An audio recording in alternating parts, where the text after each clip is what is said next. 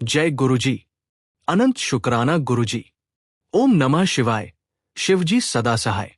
संगत जी, आज की सत्संग शुरू होने से पहले मैं एक बात कहना चाहता हूं।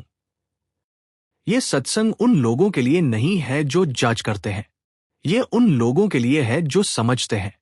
और अगर आप जज करने वाले हैं तो भी रुकिए, क्योंकि शायद इस सत्संग में कोई आपका भी है, आपका बेटा, आपका भाई, आपका दोस्त या आप खुद।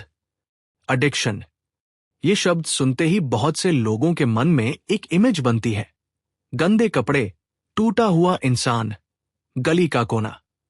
लेकिन संगत जी, एडिक्शन का कोई एक चेहरा नहीं होता। ये किसी अच्छे घर के बेटे का भी होता है, किसी पढ़े लिखे लड़के का भी, किसी ऐसे नौजवान का भी जिसने एक बार सिर्फ ट्राई किया था और सोचा था कि वह कंट्रोल में है। आज का सत्संग एक ऐसे ही नौजवान का है जो आईआईटी एंट्रेंस की तैयारी करता था, जिसके पापा उसे इंजीनियर बनाना चाहते थे, जिसकी मां हर सुबह उसके लिए दही चीनी लेकर खड़ी रहती थी, और जो 3 साल में इतना टूटा कि एक रात ब्रिज पर खड़ा होकर नीचे देख रहा था। लेकिन उस रात गुरुजी ने एक अजनबी के जरिए उसे वापस बुलाया, और आज वह नौजवान यहां है, अपनी सत्संग सुना रहा है, ताकि कोई और उस ब्रिज तक न पहुंचे। आइए सुनते हैं आर्यन वर्मा जी का अपना सत्संग। जय गुरुजी। शुक्राना गुरुजी। संगत जी, मेरा नाम आर्यन वर्मा है। मैं दिल्ली के रोहिणी सेक्टर 11 में रहता हूं। मेरी उम्र अभी 28 साल है। मैं एक एनजीओ के साथ काम करता हूं जो एडिक्शन रिकवरी पर काम करता है। आज जब मैं ये बोल रहा हूं तो मेरे पास गुरुजी की कृपा है, घर है, काम है, और सबसे बड़ी बात, माँ पापा का साथ है। लेकिन 3 साल पहले मेरे पास कुछ नहीं था। नाम नहीं, इज्जत नहीं, रिश्ते नहीं, और जीने की वजह भी नहीं। ये सत्संग वहां से शुरू होती है। मेरे पापा एक गवर्नमेंट स्कूल में टीचर है, मां होम मेकर है। हम 3 भाई बहन हैं, मैं सबसे बड़ा। घर में डिसिप्लिन था, पढ़ाई का माहौल था। पापा को बहुत उम्मीदें थी मुझसे। मैं पढ़ने में ठीक था, बहुत ब्रिलियंट नहीं, लेकिन मेहनती था। 11वीं में साइंस लिया। आईआईटी निकालने का प्रेशर था। कोचिंग शुरू हुई, 2 साल की इंटेंस प्रिपरेशन। पहली बार अटेम्प्ट में आईआईटी नहीं निकली, ड्रॉप लिया। दूसरे अटेम्प्ट में भी नहीं निकली। संगत जी, ये फेलियर सिर्फ रिजल्ट नहीं था, ये पापा की आंखें थी। ये पड़ोसियों का क्या हुआ था, ये रिश्तेदारों का इंजीनियरिंग तो नहीं हुई, अब क्या करोगे था। उस साल मेरे एक दोस्त ने एक पार्टी में कहा, एक बार ट्राई कर, सब स्ट्रेस चला जाएगा।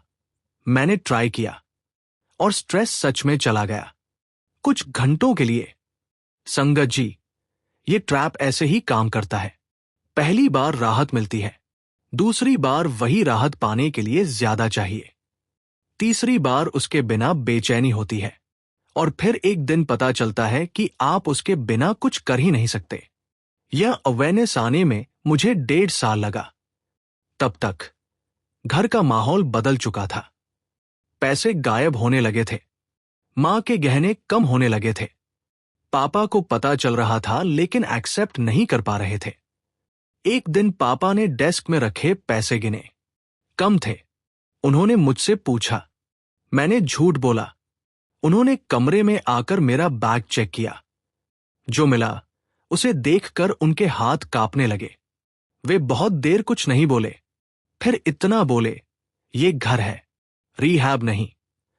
जब ठीक हो जाओ तब आना, और दरवाजा बंद हो गया। संगत जी, घर से निकाला जाना मेरी जिंदगी का सबसे बुरा दिन था। लेकिन उससे भी बुरा दिन था जब मां ने विंडो से मुझे जाते देखा और कुछ नहीं कहा, बस देखती रही।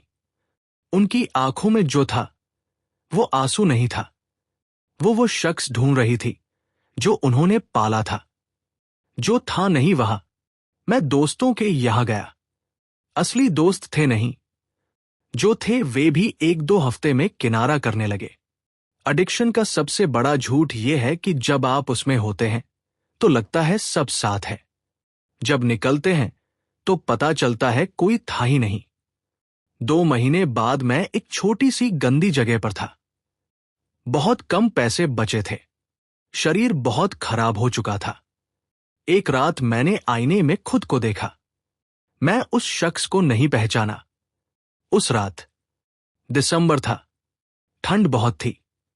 मैं बाहर निकला, पता नहीं क्यों, बस चलता रहा। रोहिणी के पास एक फ्लाईओवर है, मैं वहां पहुंचा। रेलिंग के पास खड़ा हो गया, नीचे देखा। संगत जी, उस मोमेंट में मुझे नहीं पता था मैं क्या सोच रहा था, लेकिन एक बात थी मन में, अब कोई रास्ता नहीं है। बहुत देर खड़ा रहा, तभी पीछे से एक हाथ कंधे पर आया। मैंने घबराकर पीछे देखा। एक अधेड़ उम्र का आदमी था, साधारण कपड़े, सफेद बाल, शांत चेहरा। उन्होंने कुछ नहीं पूछा, कोई लेक्चर नहीं, कोई सवाल नहीं, बस इतना कहा, बड़े मंदिर चलेगा? मैंने कहा, मुझे नहीं जाना कहीं। उन्होंने फिर भी हाथ नहीं हटाया। बोले, बस एक बार, फिर जहां चाहे जाना। पता नहीं क्यों मैं चला गया। रात के करीब 10 बज रहे थे। मंदिर बंद था, लेकिन बाहर का एरिया खुला था, रोशनी थी। वे बुजुर्ग मुझे वहां ले गए, बैठने को कहा और खुद थोड़ी दूर बैठ गए। मुझे नहीं पता था क्या करना है। मैं गुरुजी के स्वरूप की तरफ देखता रहा। फिर अचानक, बिना सोचे, मेरे मुंह से निकला, मुझे नहीं पता तुम हो या नहीं, लेकिन अगर हो तो एक बात बताओ, मैंने क्या किया था जो ये मिला? मैं तो बस एक एग्जाम नहीं निकाल पाया। ये प्रेयर नहीं था, ये आर्ग्यूमेंट था। लेकिन शायद यही सबसे सच्ची बात थी जो मैंने सालों में कही थी। उस रात वहीं बैठे बैठे आंख लग गई और सपना आया। संगत जी, सत्संग आगे जारी रहेगा, परंतु पहले एक अत्यंत महत्वपूर्ण सेवा संदेश आपसे विनम्रतापूर्वक साझा करना आवश्यक है। इस चैनल का उद्देश्य केवल कथन, उपदेश या प्रेरणा देना नहीं है, बल्कि वास्तविक धरातल पर जीवन बदलने वाली सेवा को निरंतर चलाना है। इस समय यहां एक निरंतर अन्न सेवा संचालित हो रही है, जिसमें ऐसे जरूरतमंद भाई बहनों, श्रमिक परिवारों और छोटे छोटे मासूम बच्चों तक भोजन पहुंचाने का प्रयास किया जाता है, जो कई बार खाली पेट सोने को मजबूर हो जाते हैं। संगत जी, एक प्लेट भोजन किसी के लिए सिर्फ खाना होता है, लेकिन किसी के लिए जीवन की उम्मीद, सुरक्षा और दुआ बन सकता है। अगर आपका हृदय इस सेवा से जुड़ना चाहे, तो आप अपनी श्रद्धा और भाव के अनुसार इस पवित्र कार्य में सहभागिता कर सकते हैं। शास्त्रों में स्पष्ट कहा गया है, सेवा वह पुण्य है जो मनुष्य के कर्म भंडार को उज्ज्वल करता है और अदृश्य संकटों को दूर करता है। किसी के पेट में भोजन पहुंचना मात्र कर्म नहीं, बल्कि ईश्वर तक पहुंचा प्रेम संदेश है। कहते हैं कि सेवा में दिया गया अन्न दुआ बनकर लौटता है और जीवन की राहों को सहज बनाता है। जब स्क्रीन पर QR कोड दिखाई दे, तो इस सरल प्रक्रिया का पालन करें। जैसे ही QR कोड दिखे, उसका स्क्रीनशॉट ले लीजिए। अपने मोबाइल की गैलरी खोलकर वही इमेज सिलेक्ट करें। अपने किसी भी UPI ऐप में स्कैन फ्रॉम गैलरी विकल्प चुनें। श्रद्धा अनुसार सेवा राशि भेजकर अन्न सेवा सहयोग पूर्ण करें। आप अपनी भावना के अनुसार सेवा राशि से जुड़ सकते हैं। संगत जी, सपने में मैं उसी फ्लाईओवर पर था, लेकिन रात नहीं थी। दोपहर की धूप थी, नीचे ट्रैफिक था, जिंदगी थी, और रेलिंग के उस पार गुरुजी खड़े थे। नहीं, वे रेलिंग के उस तरफ नहीं थे जहां गिरना था। वे उसी साइड पर थे जहां मैं था, मेरी साइड पर। उन्होंने कहा, देख। मैंने नीचे देखा। नीचे वही ट्रैफिक था, लेकिन उसमें मेरी मां दिखी। वे किसी से बात करते हुए चल रही थी। उनकी आंखें थकी हुई थी, लेकिन वह चल रही थी। गुरुजी ने कहा, उसने चलना नहीं छोड़ा, क्योंकि उसे पता है उसका बेटा वापस आएगा। मेरा गला भर आया। गुरुजी ने कहा, तूने एग्जाम नहीं निकाला, ये तेरी गलती नहीं थी, लेकिन जो इसके बाद हुआ वो तूने चुना। मैंने कहा, गुरुजी, मैं वापस नहीं जा सकता। गुरुजी ने कहा, वापस नहीं जाना, आगे जाना है। मैंने कहा, लेकिन मैंने इतना तोड़ा है। मां का मंगलसूत्र, पापा का भरोसा, अपना आप। गुरुजी ने कहा, टूटी हुई चीजें जोड़ी जाती हैं। वे इंसान जो तुझे प्यार करते थे वे आज भी करते हैं। तू लौट, वे हाथ खोलेंगे। ये मेरा वादा है। फिर एक पल रुके और बोले, और ये जो तू झेला है ये सिर्फ तेरे लिए नहीं था। एक दिन तू इसी दर्द से किसी और को बचाएगा। मेरे रोंगटे खड़े हो गए। गुरुजी ने आखिरी बात कही, घर जा आज, अभी। सपना टूटा। भोर के करीब 4 बजे थे। वे बुजुर्ग अभी भी थोड़ी दूर बैठे थे। मैंने उनकी तरफ देखा। उन्होंने आंखें खोली, मुस्कुराए, पूछा, ठीक है? मैंने कहा, घर जाना है। उन्होंने कहा, जा। मैंने पूछा, आपका नाम? वे बोले, नाम में क्या रखा है? गुरुजी का शुक्राना कर। मैंने उनकी तरफ देखा। वे मुस्कुरा रहे थे। मैंने हाथ जोड़े और चला। जब मुड़कर देखा वे नहीं थे। संगत जी, उस सुबह मैं घर के दरवाजे पर खड़ा था। घंटी बजाई। दरवाजा मां ने खोला। उन्होंने मुझे देखा, मेरी हालत देखी, बहुत बुरी थी। उन्होंने कोई सवाल नहीं किया, कोई ताना नहीं, कोई मैंने कहा था नहीं। बस एक कदम आगे बढ़ी और मुझे गले लगा लिया। मां के उस गले लगाने में 3 साल थे। 3 साल का दर्द, 3 साल की दुआ, 3 साल का इंतजार। मैं बहुत रोया। मां भी रोई। पापा कमरे से निकले। उन्होंने मुझे देखा। उनकी आंखें भर आई, लेकिन उन्होंने बस कंधे पर हाथ रखा। ये माफी थी और शुरुआत भी। रिकवरी आसान नहीं थी। विथड्रॉल था। रिहैब की जरूरत पड़ी। एक प्रोफेशनल रिहैब सेंटर में 3 महीने रहा। कठिन था, लेकिन मां हर हफ्ते आती थी। पापा भी आए। धीरे धीरे परिवार जुड़ा।